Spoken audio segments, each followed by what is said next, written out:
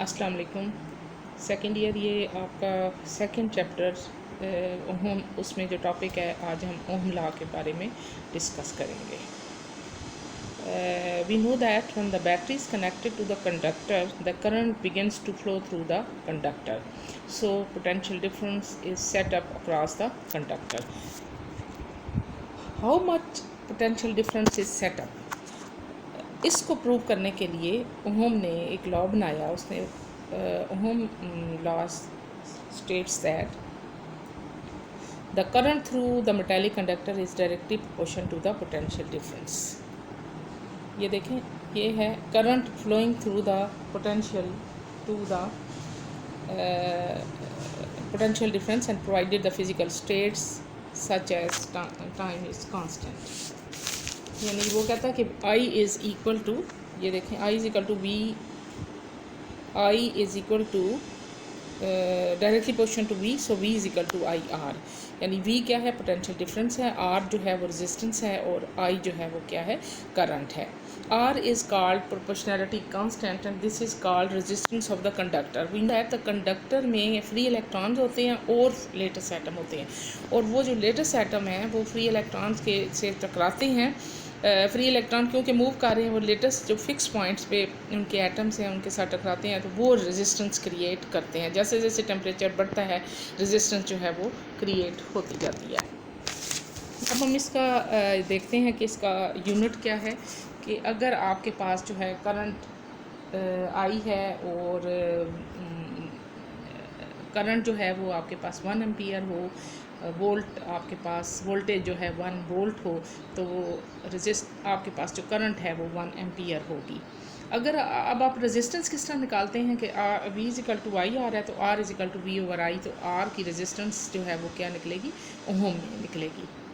तो कुछ कंडक्टर ऐसे होते हैं या अप्लायंसेस आते ऐसे होते हैं जिनको अगर आप उनमें जो है वो ओबे करते हैं ओम्स लॉ को, उनको ओमिक डिवाइसेस कहते हैं, और जो ना करें डू नॉट ओबे लॉ उनको नॉन ओमिक कहते हैं। अब देखें, अगर हम ड्रा करें graph, if we plot a graph between potential and current, then we get a straight line. This shows that Ohm law, when current increases, the potential difference also increases.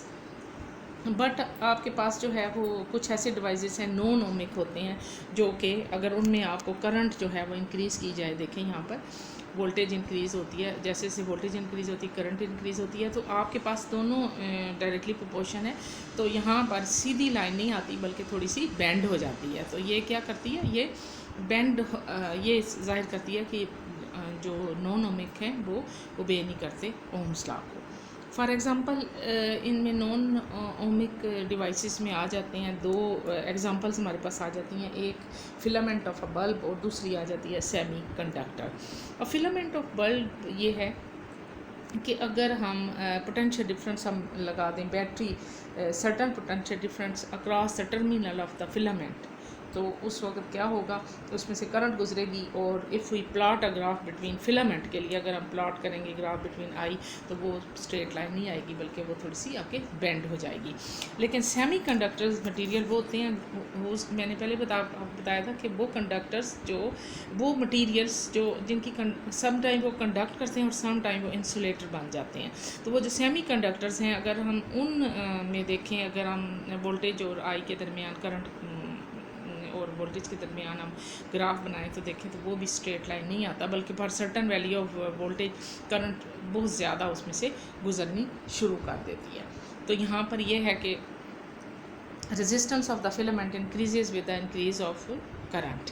तो ये आपके पास था ओहम लॉ। अब हम देखते हैं कि resistance जो हैं वो हम उनको सीरीज़ में भी जोड़ते हैं और हम उसको पैरेलल भी जोड़ते हैं।